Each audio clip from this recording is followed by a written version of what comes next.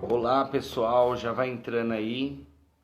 Nós já vamos começar o nosso bate-papo aí sobre fundamentalismo religioso. Isso mesmo, pessoal. Nós vamos começar aí sobre fundamentalismo religioso. Já entra aí. Oi, meu filho Armando. Seja bem-vindo, Bruno. Glória a Deus. Cadê o pessoal de Sorocaba aí? Vai entrando aí, nos ajudando aí. Marca as pessoas aí, que nós vamos começar aí o nosso bate-papo sobre fundamentalismo religioso. Dri Batista, seja bem-vindo. Já marca aí, já convida seus amigos aí, porque hoje nós temos um convidado super especial. Jailson, tudo bem, filhão? Quanto tempo? Glória a Deus. Ferreira Souza, seja bem-vindo. Glória a Deus. Vai entrando aí, pessoal, vai marcando, porque nós vamos aí já começar um bate-papo aí sobre fundamentalismo religioso versus graças de Deus com o nosso irmão querido, nosso pastor Carlos Begrantin, para começarmos esse bate-papo. Então eu peço que você marque aí as pessoas, eu peço aí que você nos ajude a estar divulgando aí, para que a gente possa começar esse bate-papo aí maravilhoso aí, tá bom, pessoal? Então já marca as pessoas, já chama aí. Suzy Filhona, seja bem-vinda. Marcelo, seja bem-vindo. Olha quanta gente aí abençoada. Ronaldo, Iago, Carlos, olha quantas pessoas aí. Então vai entrando, pessoal, vai marcando as pessoas, que nós vamos ter um bate-papo. Pastor Aguinaldo, glória a Deus aí pela sua vida. Pessoal, nós vamos ter um bate-papo muito legal sobre fundamentalismo religioso versus a graça de Deus, ainda mais nesses tempos terríveis aí de fundamentalismo religioso, de conservadorismo, né? Nós vamos entrar aí com esse bate-papo aí abençoado, tá bom? Então eu já vou chamar o pastor Carlos Begrantin para que a gente esteja aí fazendo esse bate-papo em nome de Jesus. Legal, pessoal. Alex Rocha, seja bem-vindo. Júlio Magalhães, filhão André Silva, seja bem-vindo. Pastor, seja bem-vindo. Muito obrigado aí por ter aceito esse convite. Estou muito, mas muito feliz mesmo pelo Senhor ter aceito esse convite, e é uma satisfação, uma alegria muito grande. Meu coração se enche de alegria em poder estar fazendo esse bate-papo com o Senhor. Ok, boa noite, Leandro, boa noite a todos e todas que estão chegando aí. Posso só fazer uma correção? Pode. Meu nome, né? Bregantin.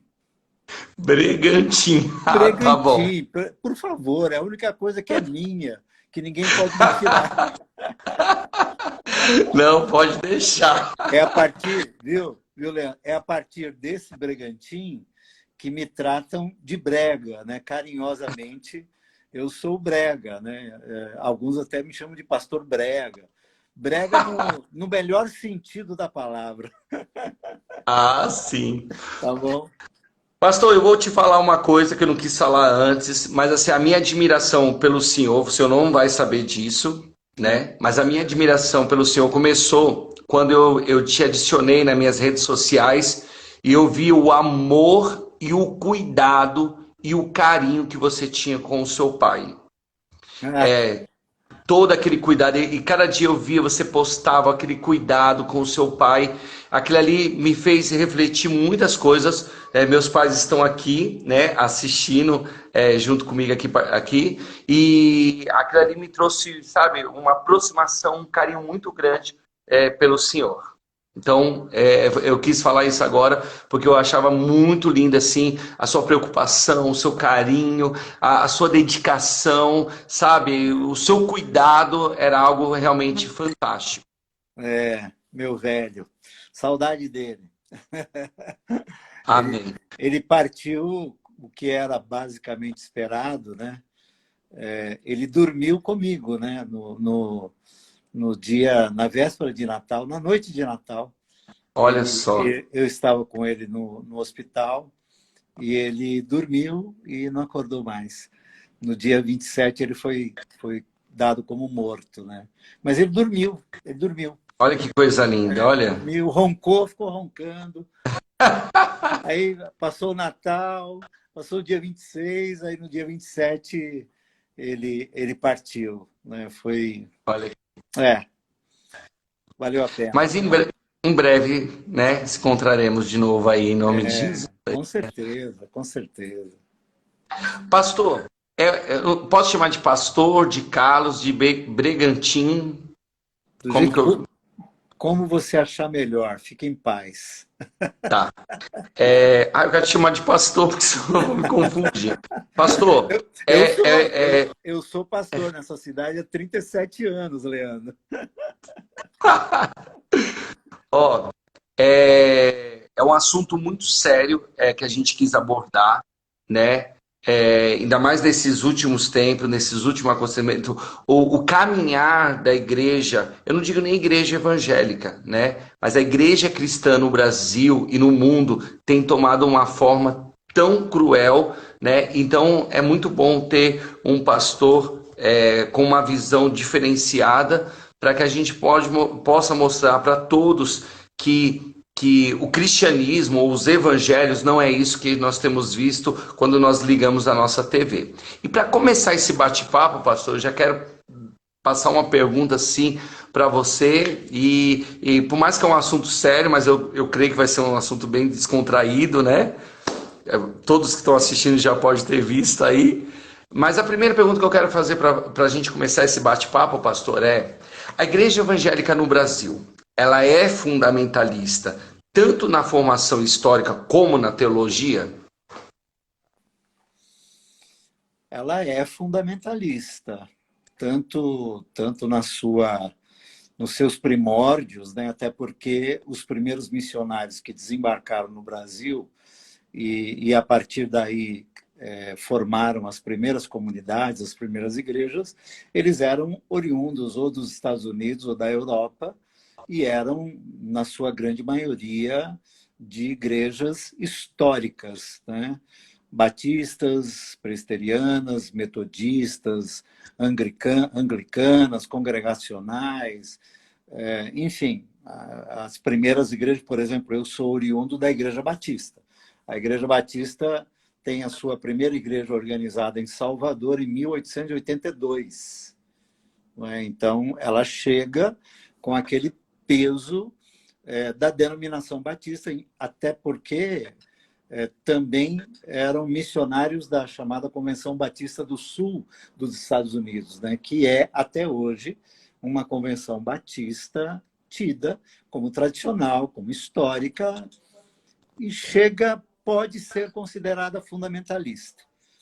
E as denominações pentecostais que chegaram após, por exemplo, a Assembleia de Deus, embora pentecostal, isto é, já vivendo uma espécie de desligamento, né, das igrejas históricas por conta do chamado avivamento, da experiência com o Espírito Santo, a segunda bênção, enfim, mas elas vêm também tendo em sua base histórica e teológica o fundamentalismo religioso, não tem a menor dúvida quanto a isso. Então, ela tem essa raiz, não há dúvida quanto a isso.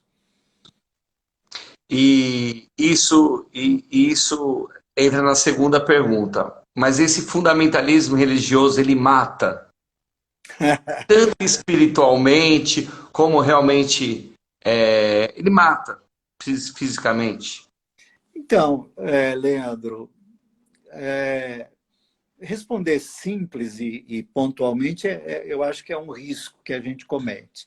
Porque todas as vezes que nós vamos falar de algo tipo fundamentalismo, nós estamos falando em pessoas que sustentam estas posições, esses pensamentos, né, essas ideias, né, que chegaram a estas conclusões fruto de embasamento, segundo eles, bíblico, teológico, histórico, enfim. Né? Então, dizer que eles são, né, assassinos, matam, não.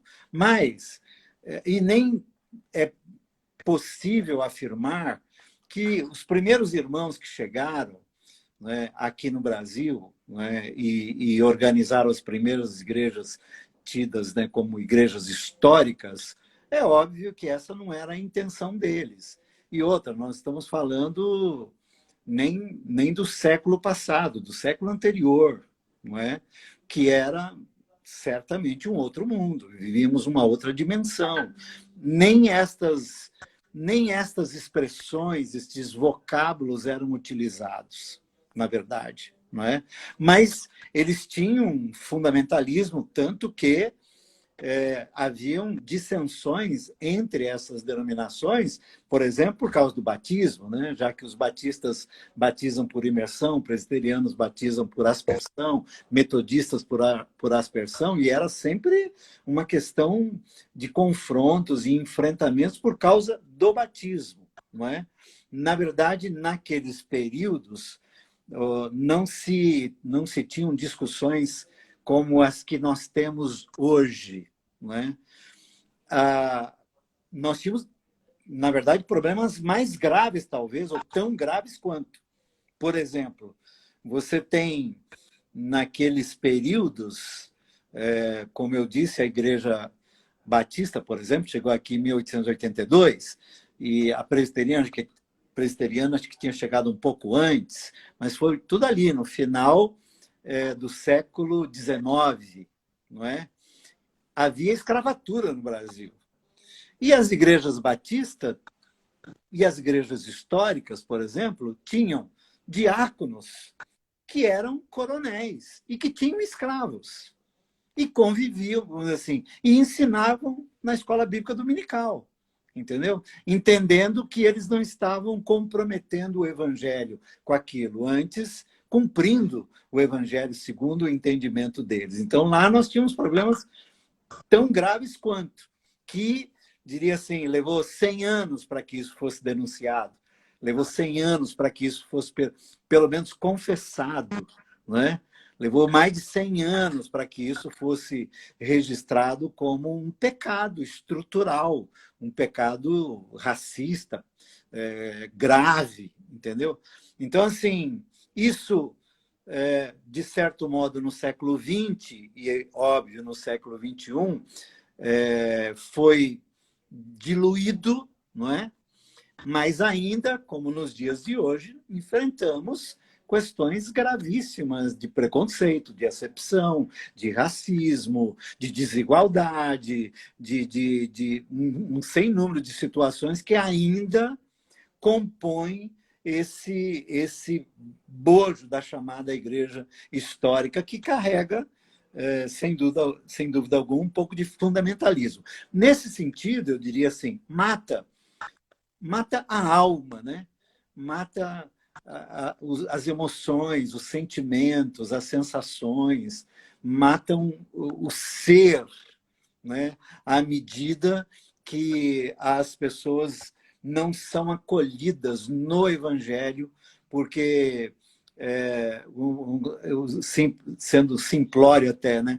Porque não ora como eu, porque não tem o cabelo que eu tenho, porque não veste a roupa que eu visto, porque não é da minha cor, porque não fecha os olhos na hora da oração, ou porque levanta a mão, ou porque diz aleluia, porque diz amém. Quer dizer, essas questões todas já nos dividiram, né? E muitos enfermaram, né? Alguns de um jeito que hoje são absolutamente antipáticos, né? À chamada igreja evangélica, né? Porque foram tão maltratados que não deram conta da convivência, né?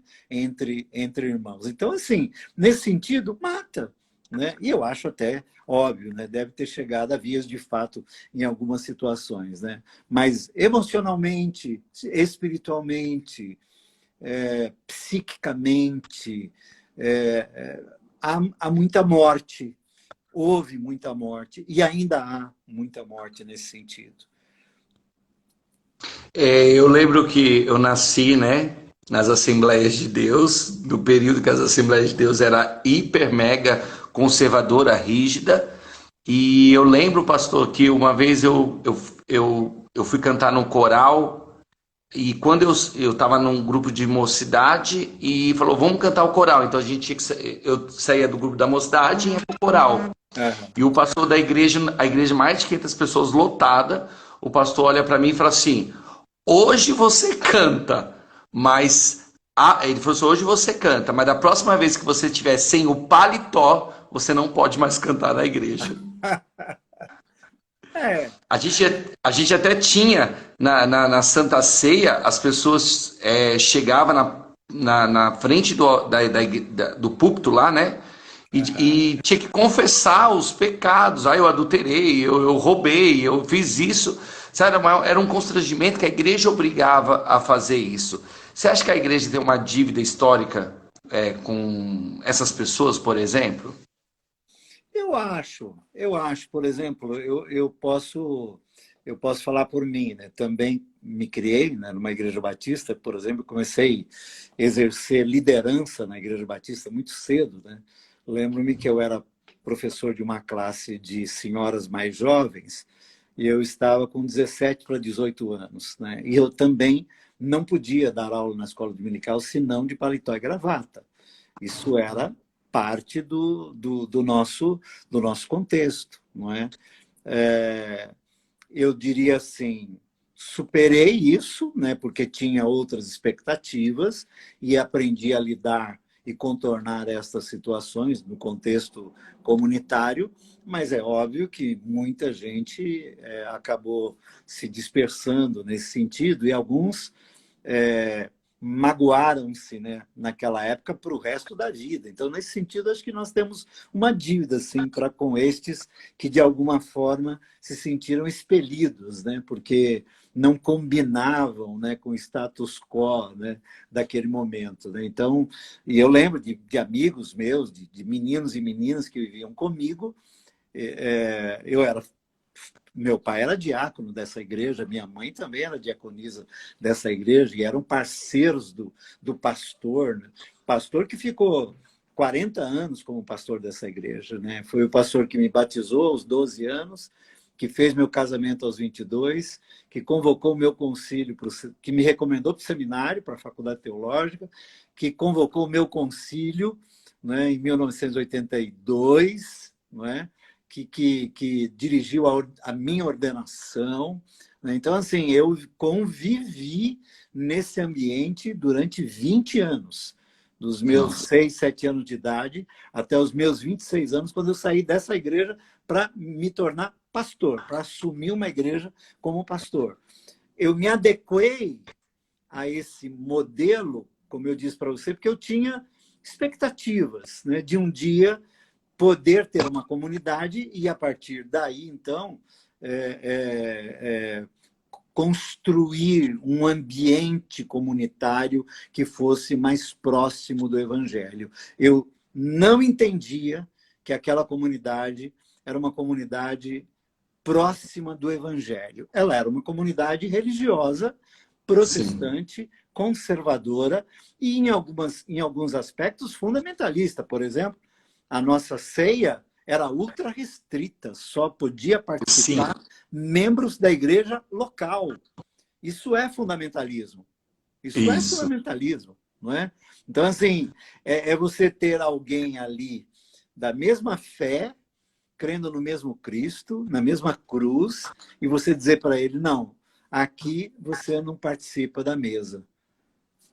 Isso é um fundamentalismo que, obviamente, muitos, né, num momento como esse, se sentiam absolutamente indignos, né? E se não tivesse um mínimo de base, né, espiritual, sabe Deus o que aconteceu com alguns deles. Eu não tenho a história. De alguns até sei, mas eu não faço ideia. Né? Mas Porque mas eu eu, convivi le- com isso. Sei bem o que é isso. Durante 20 anos eu convivia com isso. Eu lembro que tinha um culto de doutrina que era na semana, as portas principais eram fechadas, você entrava pela porta lateral, você tinha que mostrar a sua carteirinha de membro para poder participar. Só Jesus mesmo. Mas agora vamos mudar um pouco o nosso âmbito de perguntas, pastor. Sim, Essa diga lá. agenda de poder, essa agenda de poder da igreja evangélica hoje, o Brasil pode virar. Eu coloquei uma teocracia, mas a gente sabe, né, que não é bem isso. Eu até vou corrigir. Ela pode virar uma ditadura evangélica? Deus nos livre, né, disto. Já Deus diz nos o pastor. livre disto. Eu diria assim, essa tal igreja evangélica brasileira, que eu particularmente não a reconheço, eu reconheço evangélicos brasileiros, não é? Mas essa igreja evangélica brasileira é uma igreja completamente comprometida com valores que, na minha opinião, estão muito distantes do evangelho, não é?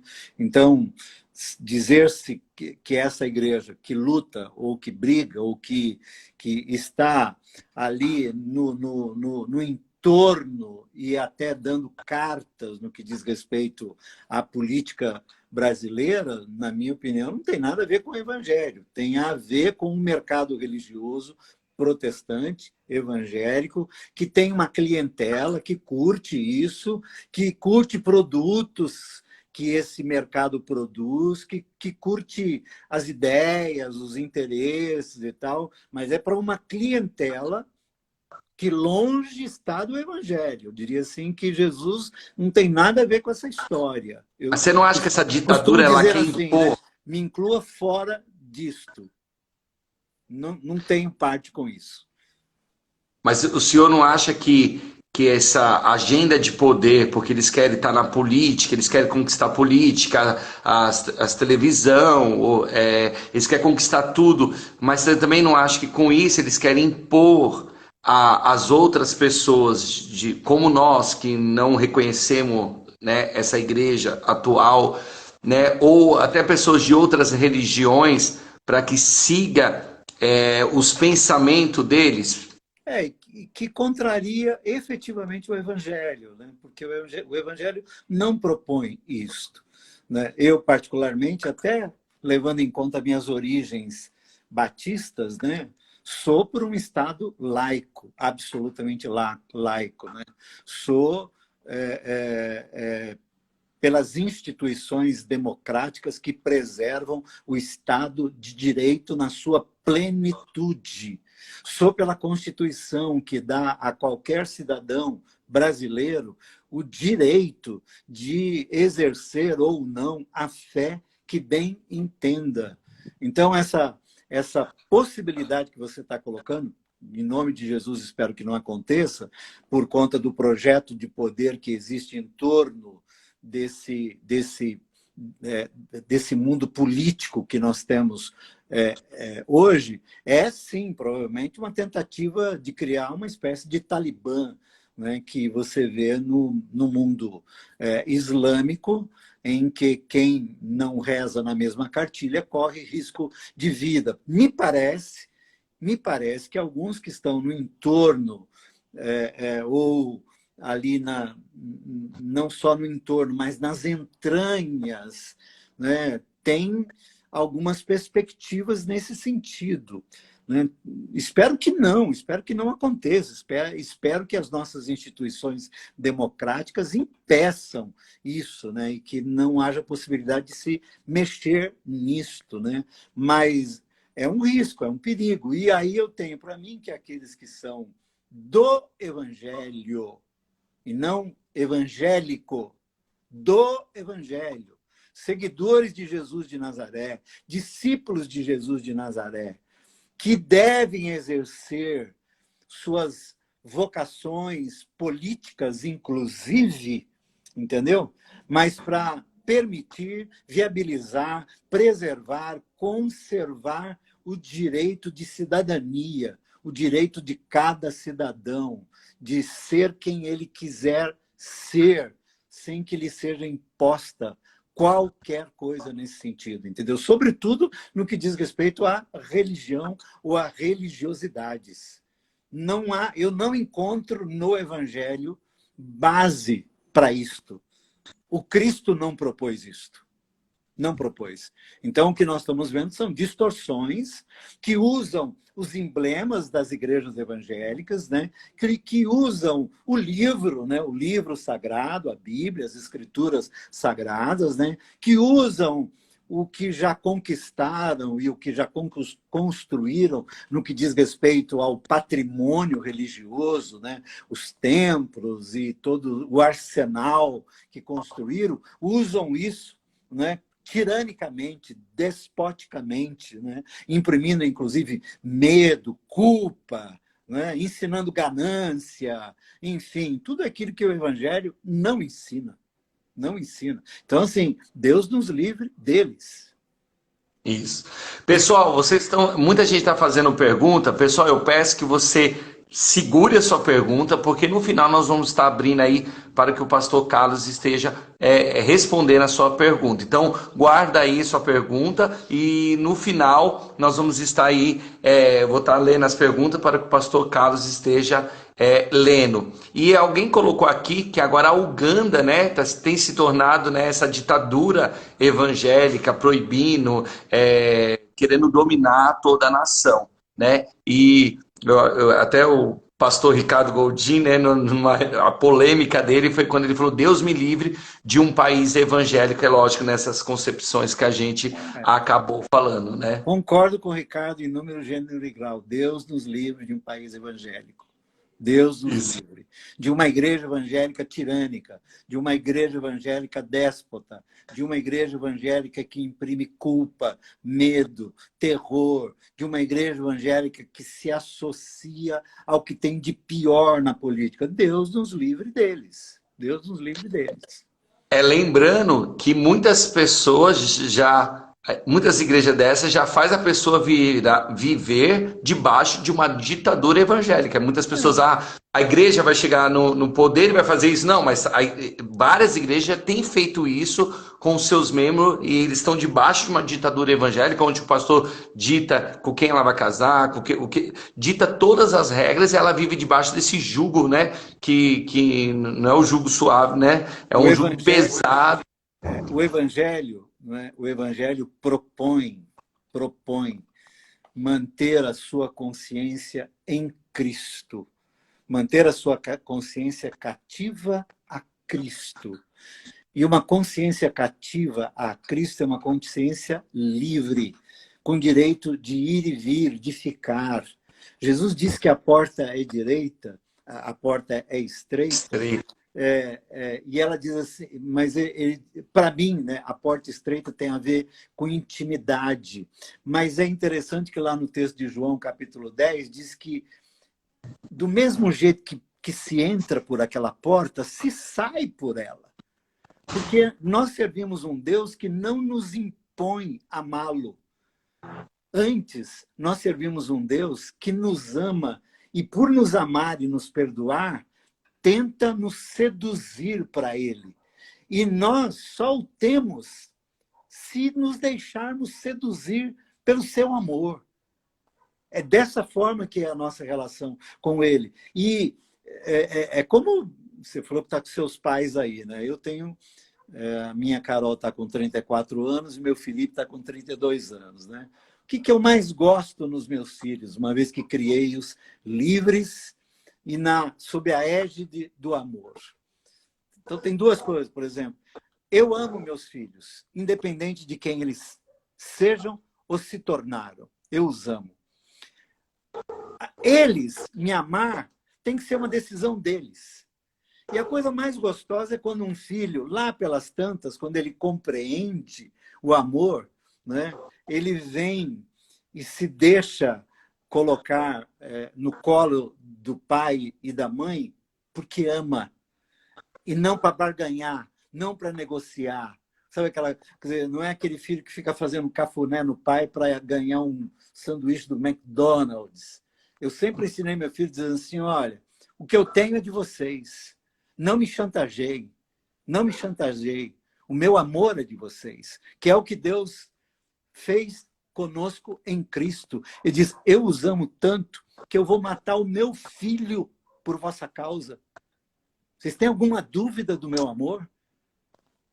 Mas nós não te queremos. O problema é de vocês. Eu quero vocês. Eu costumo dizer que Deus me deseja muito mais do que eu a Ele. Deus me ama muito mais do que eu a Ele. Deus está muito mais atrás de mim do que eu a Ele. Entendeu? Então, isso é que é, para mim, estar com a consciência em Cristo Jesus. É esse entendimento de que não há mais obrigações, há uma devolutiva de amor. Onde há devolutivas de amor, não há lei. Não há lei. Não precisa de lei. E aí vem essa coisa da verdade, né? Eu costumo dizer que verdade sem graça é lei. Verdade sem graça é pura letra, e a letra mata. A verdade precisa vir carregada, lubrificada de amor, para que ela conquiste e traduza-se de um modo na vida da pessoa que ele deseje as mudanças necessárias, as alterações, os reparos necessários na vida. Não que lhe seja imposta alguma coisa. Desculpa, Gente, eu ficaria ouvindo. Não, eu peraí. vou falando, desculpa aí, eu vou falando. Gente, eu ficaria ouvindo o senhor aqui. Se bobear, eu abro até outra live, porque, gente, é muito bom para o nosso coração ouvir essas palavras, gente. Olha, tá todo mundo olha, tá todo mundo aqui, ó. Pastor, olha, eu tô até fiquei até meio assim, que pergunta que eu vou fazer agora? Ô, Leandro, Mas vamos lá, né? Mas olha, é lindo. Isso sim, essas palavras representam o evangelho. isso é o evangelho. Olha, você está lendo, nessa distância que eu estou, não consigo ler essas letras. Então, se você está lendo, para ler, eu coloco minha lupa. Mas se você está lendo, só me fala as coisas boas, tá? As coisas ruins ficam para você. Ah, tá. Não, mas eu. Agora eu esqueci. Não, eu só queria falar, porque o fundamentalismo, quem sofre mais com o fundamentalismo são as minorias. Normalmente. No mundo islâmico, onde o fundamentalismo é explícito, né? Escancarado, eu penso que, por exemplo, a mulher, né? Ela é vítima, né? Do fundamentalismo islâmico, não é? Obviamente, os homossexuais e todo tipo de orientação sexual que não seja aquela proposta, né, pela ditadura fundamentalista, não é? E a gente poderia, não vou correr o risco de fazer acusações que eu não tenho base. Essas duas eu tenho absoluta certeza, mas entram outras minorias cujas diferenças, né, podem, inclusive, ser penalizadas com a morte. Né? Então, normalmente, as tais minorias acabam sendo, de alguma forma, desprezadas, menosprezadas, rotuladas, né, estigmatizadas. Às vezes há uma acepção branda, né? Branda, entre aspas, aquela coisa que faz de conta que, entendeu? Mas é isso, né? Ah, tudo bem, você pode ficar entre nós, mas não pode cantar no coro. Né? Você pode ficar Sim, entre nós, mas não pode tomar sim. ceia. Você pode ficar entre nós, mas você não pode orar em voz alta. Esse tipo mas você pode ficar entre nós. Você pode ficar entre nós. Né? Isso existe muito nesses nossos ambientes, né? Que é contra o que eu tento lutar, mas não como uma luta raivosa, sabe, Leandro? Não com ira, não em enfrentamentos agressivos, coléricos, onde às vezes você vocifera, né, como se estivesse lutando por uma coisa boa, mas o seu semblante é como se você estivesse odiando o outro. E esse é o tipo de luta que não vai levar a lugar algum. Né? O apóstolo, disse que nós deveríamos escolher sempre os bons combates. Combater, sim, mas bons combates. Bons combates. O amor é sempre um bom combate. Então, sempre que formos combater estas diferenças e essas discriminações, acepções, preconceitos, enfim, fazê-lo também em amor, porque senão vira vingança. E o Senhor disse, a vingança é minha. Não está em mim vingar quem quer que seja. A vingança é minha. A vingança é minha. Então, assim, são valores do Evangelho que precisam ser resgatados até quando levantamos bandeiras de causas justas. Eu posso me indignar sem odiar. E eu luto com isso nesses tempos de muitas lutas, de muitas apologias e apologéticas e polarizações e ideologizações, né? Eu digo assim, eu fico indignado, mas eu não preciso odiar. Se eu odiar, eu me torno tal qual aquilo sobre o que eu estou indignado. Entendeu? Então, assim, nós temos que ter muito cuidado, até em conversas como estas aqui, para nós não insuflarmos o ódio, o ressentimento, a vingança, o combate, o enfrentamento, a agressividade. Não é por aí. Eu tenho reverência por 3 grandes homens da história, não é? Luther King, Mahatma Gandhi e Mandela. Só para citar estes. Desmond Tutu é outro que eu tenho muita reverência. Né? Mas o Mandela, por exemplo, quando ele sai da prisão, depois de quase 30 anos preso, e ganha as eleições para se tornar o presidente da África, os parceiros, né? Madiba, agora é a nossa vez. Ele, do quê? Do quê? Agora vão para cima deles. Não. A base é o perdão. A base é a reconciliação. A nós, seguidores de Jesus de Nazaré, nos foi dado o ministério da reconciliação. Por quê? Porque em Cristo, Deus se reconciliou comigo e com o mundo. Deus não está de mal com o mundo, como alguns dizem por aí. Deus está de bem com o mundo, porque em Cristo ele nos puniu. Nós já fomos punidos em Cristo.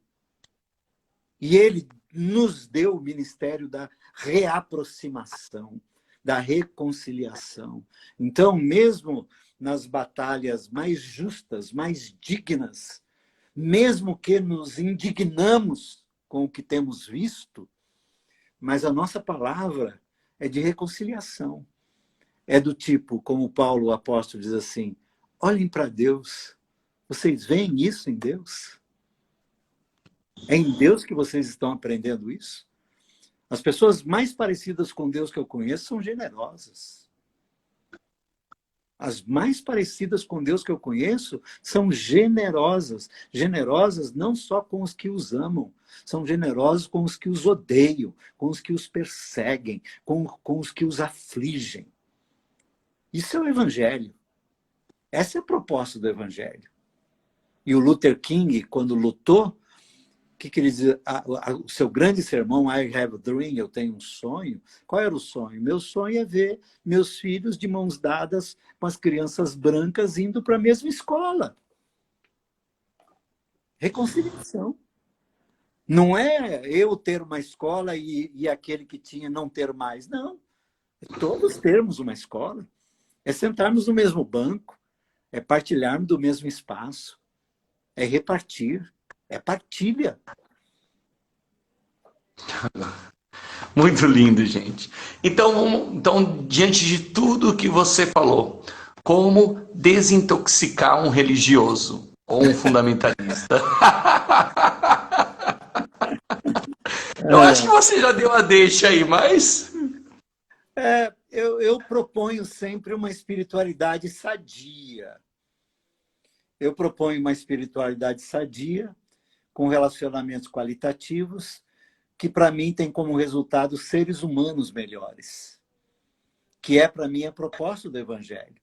O Evangelho quer nos tornar humanos melhores. Como humano melhor, Eu sou um marido melhor, sou pai melhor, sou filho melhor, sou irmão melhor, sou um político melhor, sou um empresário melhor, sou um empregado melhor, sou um guarda de trânsito melhor, se eu me tornar um humano melhor. A religião e as religiosidades não propõem isto. Normalmente elas propõem gente boa para os seus quadros, né? Para as suas instituições. Então, há um sem número de pessoas que, nos ambientes religiosos, são ótimos para aquilo que eles propõem. Mas em casa, pergunte às suas mães quem são eles, pergunte às suas esposas quem são esses maridos santos, né? Nas instituições religiosas. Eu convivi com isso a minha vida toda. E não poucas vezes eu tive que descer do púlpito e pedir perdão para minha mulher, para os meus filhos. Quantas vezes? Porque você se torna bom para a instituição religiosa, que ela te forma para você ser dos quadros, soldadinho de chumbo, né? Marionetado pela própria instituição. E aqueles que têm interesse em graduarem-se nelas vão seguindo isso, mas pergunte em off aos seus pares para saber que tipo de humano ele é. Que tipo de humano ele é. Que tipo de ser humano ele é.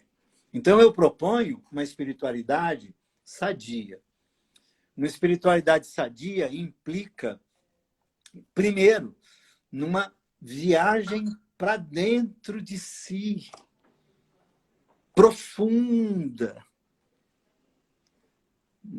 que é a viagem mais fantástica que alguém pode fazer na vida, é uma viagem para dentro de si, com a lente do Evangelho, com a chave hermenêutica para a interpretação do Evangelho, que é Jesus de Nazaré, para interpretar todas as Escrituras, que é Jesus de Nazaré, para me interpretar, é convidar Jesus para fazer uma viagem para dentro de mim, e ele ir trabalhando a minha soberba, o meu orgulho, a minha presunção, a minha altivez. Ele vai trabalhando, vai lidando, vai me tornando bom para mim mesmo, inclusive. Nesse tempo de quarentena, eu respondi para muita gente, né? E óbvio, continuo sendo procurado, estou trabalhando muito aqui, é meu escritório, né? Faz 4 meses que eu estou trabalhando aqui, dia e noite, dia e noite.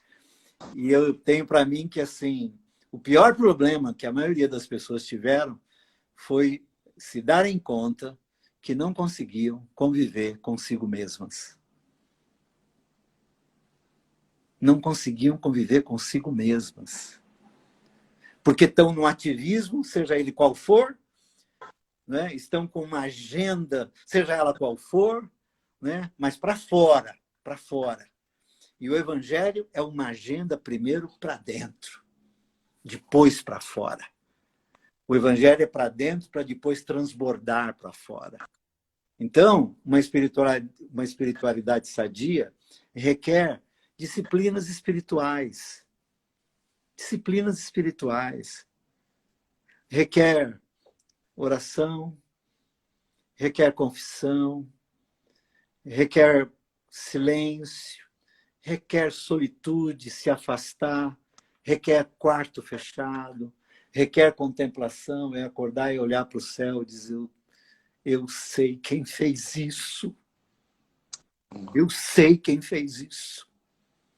Eu não orei. Ninguém orou para que visse o que eu estou vendo aqui. Eu sei quem fez isso. Amém. E eu não tenho outro modo de me pôr diante dele, senão de rosto em terra e clamar as compaixões e as misericórdias dele sobre mim. Isso é aqui dentro que tem que acontecer.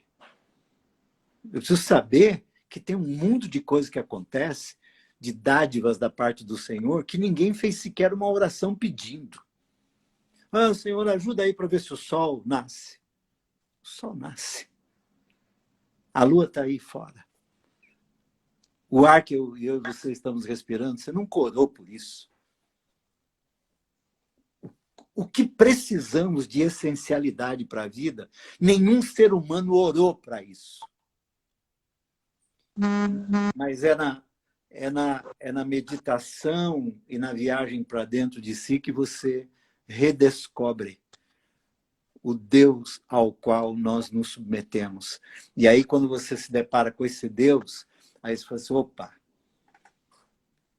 é diante dele que eu quero me render, e não diante de um tirano, de um déspota, de um que está propondo uma política de poder para dominar o quê? Para dominar o quê?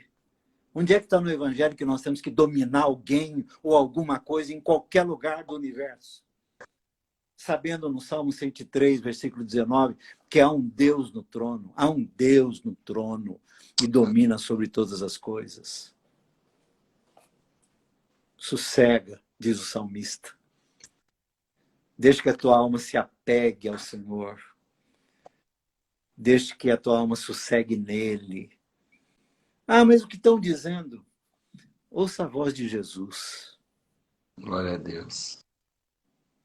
Ele é a verdade. Vinde a mim, cansados, oprimidos.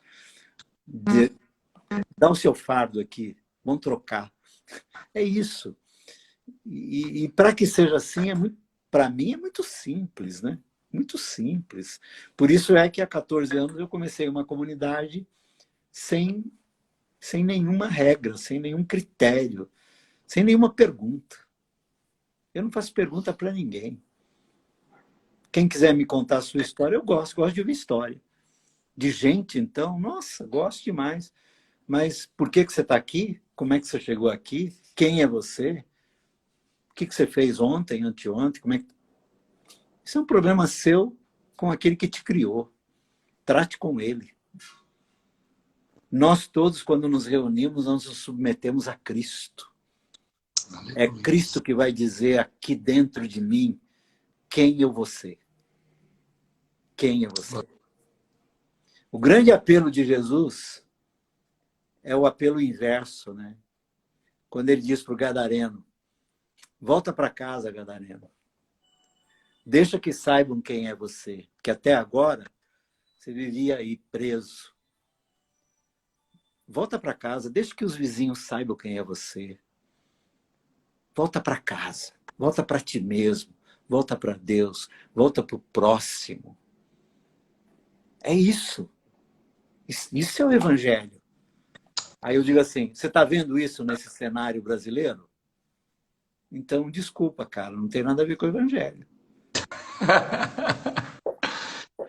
Não faço parte dessa Gente, turma. gente do céu, eu nem sei por onde que eu vou. Já estou sem norte. Eu vou até fazer uma brincadeira. Cuidado, pastor, que eu sou pentecostal. Você falou desse jeito, já dá vontade de chorar, já dá vontade de. Ai, gente. Pastor, você que tem alguma pergunta, já pode fazer aí, que eu vou fazer uma pergunta para o pastor e eu já vou ler a sua pergunta rapidinho, porque a gente tem 12 minutos, porque o Instagram ele não permite passar de 1 hora. Ele Então já pergunta. faz a sua pergunta aí, que eu vou fazer a última pergunta para o pastor. Então já faz a pergunta aí que eu já vou estar fazendo. Pastor, a graça é de graça? A graça é de graça. A graça é de graça. Não tem pedágio. Ponto. A graça é de graça. Tem duas coisas que eu geralmente completo quando me fazem essa pergunta. Até porque se você ficar tentando explicar que a graça é de graça, alguém já vai dizer assim, então tem um custo. Então, assim, a graça é de graça. Aliás, quer saber? Use e abuse da graça. Ela não gasta. Ela não gasta. Ela é plena, ela é definitiva, ela é eterna. O que nós podemos colocar, que eu acho que é significativo, que talvez é o que as pessoas confundem algumas coisas, né? É assim, salvar-nos foi Deus que quis e ele nos salvou. Ponto. Deus quis nos salvar. E o que ele faz? Já disse aqui. Ele mata o filho dele. Pergunta: alguém tem alguma coisa que Deus não tem, que a gente daria e substituiria o sacrifício de Cristo? Tem alguma coisa que Deus não tem, que ele precisa de você, de mim? Tem algum lugar onde Deus não esteja? Tem algum melindre? Esse Deus tem algum melindre? Então, assim, ele quis. E eu lembro de um querido pastor Ivênio dos Santos, que ele dizia assim: se você flertar com Deus, ele te salva. Flertar é uma palavra antiga, né? Flertar é aquilo assim, né? É verdade. Meu, flertou com Deus porque ele quer. Ele quer. Não quer perder ninguém. Ao mesmo tempo, volto naquela figura dos pais e filhos. Ao mesmo tempo, quem quiser intimidade com Deus tem que querer também. Tem que querer. Entendeu? Salvar, ele nos quis e nos salvou. Eu flertei com ele e ele me salvou. Aí eu digo assim: Senhor, eu queria a tua intimidade. Ele diz: então, vem ficar comigo. Como é que os filhos têm intimidade com seus pais? Vem ficar comigo. Mas eu às vezes falo assim, mas assim, como? Tipo, eu estou fazendo a bendita hora de oração, agora às 9h30, né? Na quarentena toda. Já vamos 113 dias de bendita hora de oração. Quais são as melhores orações? São aquelas que a gente chega lá na presença do Senhor e ele pergunta assim: o que você quer, meu filho? Disse: nada. Quero ficar aqui. Quero ficar perto do Senhor. Você não chega com uma listinha para fazer barganha. Se o Senhor me der, se o Senhor me der, estilo Jacó lá no Velho Testamento, né? Se tu me abençoares, te darei o dízimo. Que é Velho Testamento, cara. Porque Jesus nos dá todas as bênçãos espirituais que nós precisamos. Mas nós não acreditamos, a gente desconfia, né? Então a gente vai perto do Senhor e fica tentando negociar com ele lá do outro lado do balcão, né? Mas alguns chegam lá e ficam perto. O que você quer, filho? Eu quero o Senhor. Eu quero o Senhor. O Senhor é a resposta da minha oração. O Senhor não responde às minhas orações. O Senhor é a resposta das minhas orações. Percebe? A graça é de graça? De graça. Todo mundo tem, velho. Todo mundo tem. Agora, a intimidade requer sacrifício, às vezes. Requer abrir de mão, requer fazer escolha, requer tomar decisões. Aí alguém diz assim: mas se a gente deixa livre, as pessoas isso, as pessoas aquilo. E daí? Eu falo isso para os meus filhos.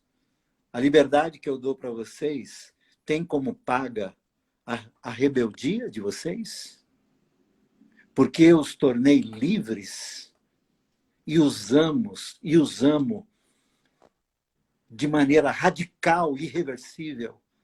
A resposta que eu tenho de vocês é essa? Ok, vou continuar amando vocês. Percebe isso?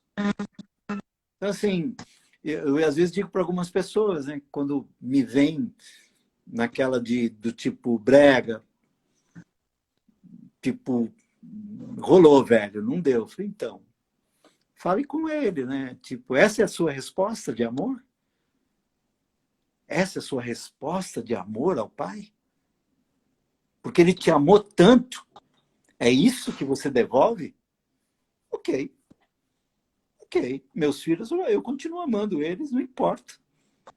Eu só sei amar. Agora, a intimidade, a minha intimidade, eles terão, como minha filha, meu filho, graças a Deus, e eu me alegro muito, né? Sentam comigo. Vamos conversar, pai? Vamos. Vamos. Tá precisando de alguma coisa? Não. Estou precisando conversar contigo. Que bom. Vamos. É o que eu mais quero. É o que o pai mais quer. Então a gente precisa colocar essas questões nos seus lugares. Você me propôs uma discussão, até brinquei com você antes, falei assim, ó, eu não sou acadêmico, sou pastor. Né? Eu não sei de algumas coisas por ler, por me informar, mas eu lido com pessoas o dia, a noite, o tempo todo. Então, assim, essas perguntas que você fez, que tem a ver com esse tempo que nós estamos vivendo, polarizado, carregados de ideologias e muitas lutas, muitas causas, muitas bandeiras. Ok.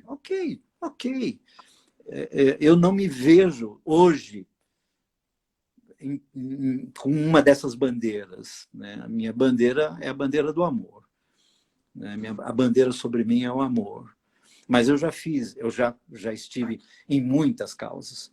Em muitas causas. Eu luto em muitas causas. Hoje me dedico muito mais às pessoas em situação de rua. Esses hoje são meu... Eu vou dormir e a minha oração é: Senhor, me perdoa, porque tem alguém que ainda não comeu, tem alguém que ainda não tem onde dormir, tem alguém que não tem um cobertor, e eu não fiz tudo que eu podia. Eu não fiz tudo que eu podia, então me perdoa. Amanhã eu vou tentar fazer de novo. Então eu escolhi uma causa, mas já me vi em muitas causas. Mas às vezes eu fico olhando assim, os que estão na linha de frente, com muito sangue nos olhos, com muito ódio, com muita agressividade. E a nossa fé não mata. A gente morre. O nosso Senhor morreu. A gente morre. Matar nunca. Nem a alma, nem o espírito, nem o corpo de ninguém. Na nossa fé, a gente entra numa luta para morrer. Não é para matar. Não é para ganhar. É para morrer. Para morrer. Essa é a fé cristã. Essa é a fé cristã. E eu diria que aqueles que conseguem, vivem bem, cara. Vivem bem, mano. Vivem bem, vivem bem.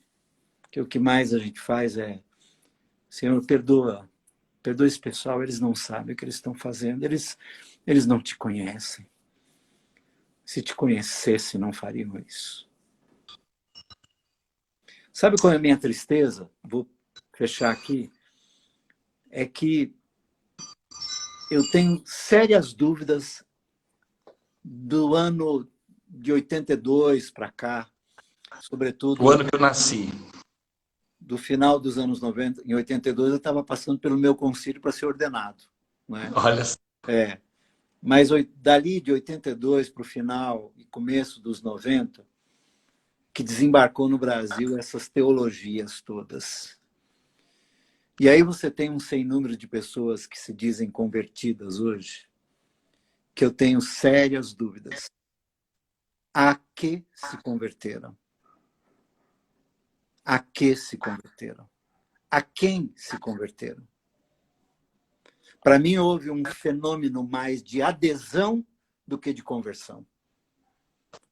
Se aderiu ao movimento evangélico. Pastor, a gente só tem alguns segundos, mas alguém me falou que parece que o Instagram agora não está mais deixando uma hora, está deixando a mais. Aí eu não sei, mas pessoal, por favor, se cair, eu vou entrar de novo, porque a gente tem que finalizar, gente. Eu estou sem palavras, é algo lindo. Vai cair, ó, vai cair e eu já vou voltar. Pode, pastor? Eu posso te dar 10 minutos, tá? Porque eu tenho que entrar na bendita hora de oração às 9h30 aqui. Tá bom? Tá, então daqui 10 minutos, pessoal, eu entro de novo. Não, daqui 10 minutos não. Abre, caiu, abre, eu entro e fico até 9h10 no máximo. Ah, 9h10, tá, só para a gente finalizar. isso. Pessoal, fica aqui com a gente que a gente vai finalizar, porque já vai cair. Aí a gente